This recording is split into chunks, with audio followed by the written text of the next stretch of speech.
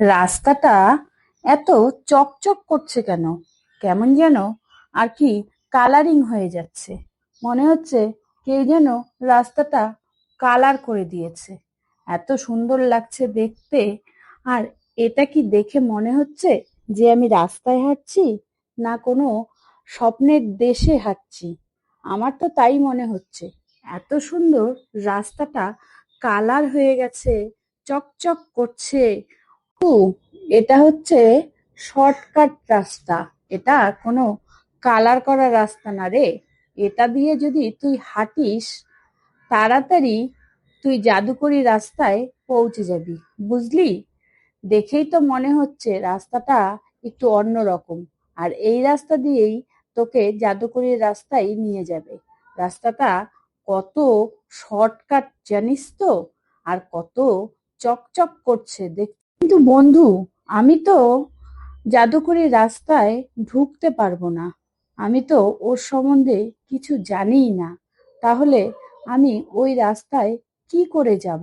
আর ওই রাস্তা খুলতে গেলে নাকি শুনেছি কি সব ফুকফাক জাদু মন্ত্র করতে হয়।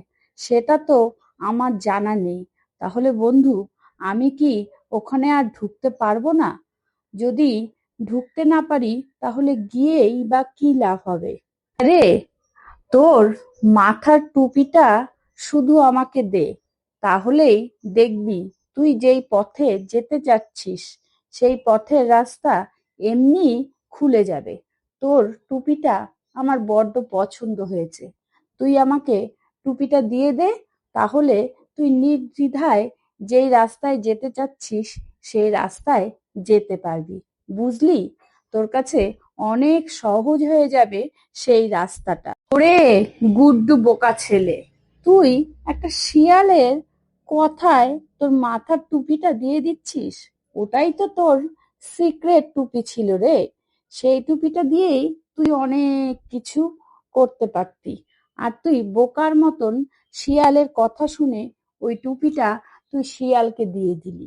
জানিস না শিয়াল কত চালাক? শিয়াল তোকে ছলচাতুরি করে এই কথা বলেছে যাতে কাকু, আমি ভাবলাম রাস্তাটা যেন কেমন অচেনা লাগছে, কালারফুল লাগছে, আর মনে হচ্ছে প্রিন্ট করা সারা রাস্তা।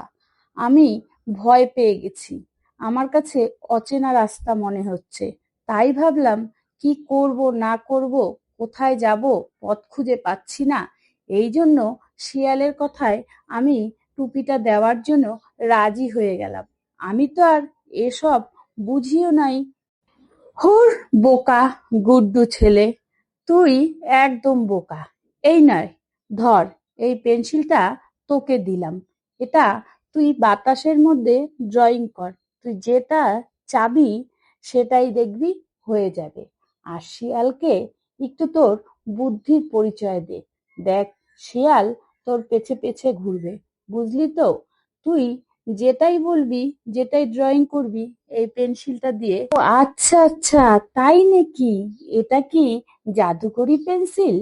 এই পেন্সিলটা দিয়ে আমি যা ড্রয়িং করব সেটাই পাবো?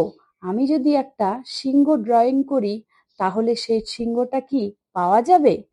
আমি তাহলে এক্ষুনি একটা সিংহ ড্রয়িং করব। তাহলে সিংহটা দেখবো তো, সিংহটা কি করে। আমি তো জানতামই না যে এটা একটা জাদুকরি ড্রয়িং করার পেন্সিল। গুড্ডু তো এবার ডিজাইনার হয়ে গেল রে। আমি যেটা চিন্তা ভাবনা করেছিলাম সেটা তো ফেল হয়ে গেল। এখন আমি কি করব? আমি তো ভয় পাচ্ছি। আমার সব চিন্তা ভাবনা ফেল হয়ে গেল। যাই, আমি গুড্ডুর সামনে থেকে পালিয়ে যাই, না হলে আবার মুশকিল হয়ে যাবে। গুড্ডু যদি সিংহকে নিয়ে আসে তাহলে তো আমার খুব সমস্যা হয়ে যাবে। কি হলো খ্যাকশিয়াল ভাই, তুমি তো আমার কাছ থেকে টুপিটা নিয়েছিলে আমাকে কত বোকা বানিয়ে। এখন আমার এই পেন্সিলটা দেখে তুমি কেন ভয়ে পালাচ্ছ? তোমার কাছে ক্ষমতা নেই আমার কাছ থেকে এই জাদুকরি ড্রয়িং করার পেন্সিলটা তুমি নেবে। এখন যেই দেখলে আমি এই পেন্সিলটা দিয়ে ড্রয়িং করে অন্য কাউকে আনবো, সেই ভয়ে তুমি এখন পালাতে। দেখছিস তো গুড্ডু, বুদ্ধি থাকলে সবকিছুতেই জয় করা যায়। আর তোর বুদ্ধি দিয়ে দিয়ে দিয়ে তুই কাজ করিস, তাহলে তুই সব জায়গায় জিততে পারবি। আর এই যে খ্যাকশিয়াল তোর বুদ্ধির কাছে হেরে গেল। তুই যে কথা বললি, তোর ওই কথা শুনে খ্যাকশিয়াল এখন ভয়েই পালালো। ও আর তোর কাছে কোনো সময়ই আসবে না। বুঝলি তো গুড্ডু? ঠিক বলেছ কাকু, তোমার এই সাহায্য আমি কোনোদিনও ভুলবো না। আমি রূপকথার দেশে থাকি, আর আমি এখন রূপকথার জগতে চলে যেতে চাই। বুঝলে কাকু? তোমাকে অনেক অনেক ধন্যবাদ। তুমি আমাকে অনেক বুদ্ধি দিয়েছো, আমাকে অনেক ভালো কিছু শিখিয়েছো। তার জন্য অনেক অনেক ধন্যবাদ। তুমি ভালো থেকো।